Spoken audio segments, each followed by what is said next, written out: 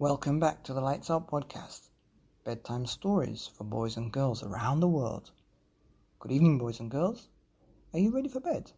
Are you all snuggled up and ready for a Lights Out bedtime story? Good, because you're in for a treat tonight. We have a book called The Reluctant Dragon, retold by Lesley Sims and illustrated by Fred Blunt. Once upon a time.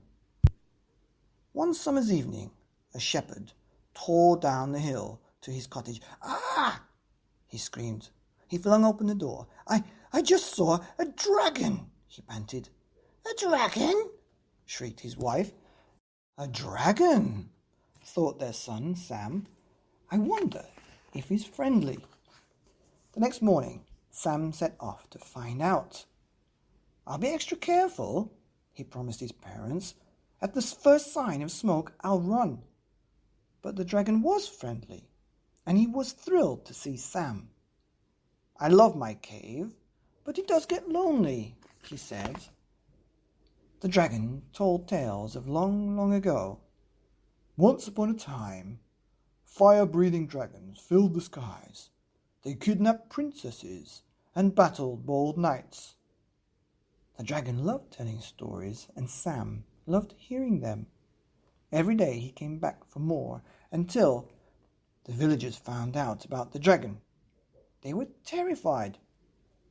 They trembled in their tunics and quaked in their boots. "We need someone to fight this monster." Sam raced off to warn the dragon. "The villagers want to get rid of you," he gasped. "They say you're dangerous." "Nonsense! I wouldn't hurt a fly." That afternoon, Sam heard even worse news. "Looks like St. George, the dragon killer. Hooray!" "Oh no!" Sam rushed back to the dragon. "St. George has come to fight you," Sam shouted. "And he has the longest, pointiest spear I've ever seen." "But I don't like fighting," said the dragon. "I'll hide in my cave until he goes." "You can't," said Sam. "He'll find you." The dragon yawned. "Oh, I'm sure you'll think of something." He drawled. Sam wandered through the village squares, thinking hard. A crowd was telling St. George about the dastardly dragon. "He'll set you on fire. He'll eat us all." When the villagers had gone, Sam went up to St. George.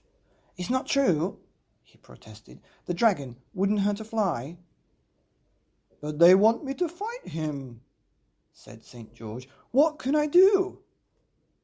"I've got an idea," said Sam. "Come and meet the dragon." "Here's the plan," said Sam. "You could have a pretend fight." "But it must look real," insisted St. George. "And then we can have a feast." The next day, Sam waited nervously by the dragon's cave.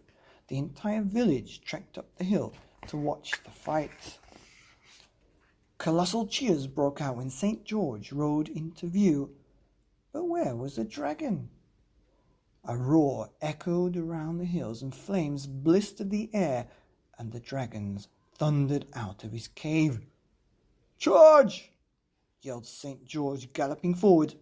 The dragon bounded up, and they shot past each other with a wink. "Missed!" cried the crowd. St. George and the dragon swung around and charged again. Clatter, bang, oof! The dragon gave a groan and slumped to the ground. St. George stood over him in triumph. "Cut off his head! Spear him!" "I think the dragon has learned his lesson," declared St. George. "Let's invite him to our feast." And he led the villagers, Sam and the dragon, down the hill. The feast went on until the stars came out, and everyone was happy. Sam was happy because his plan had worked. The villagers were happy because they'd seen a fight. St. George was happy because he'd won.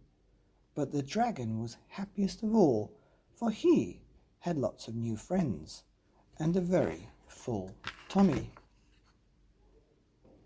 The end of The Reluctant Dragon, which was first published over 100 years ago, and the author then was Kenneth Grahams, who also wrote the famous children's story The Wind in the Willows, and this book was retold by Lesley Sims and illustrated by Fred Blunt.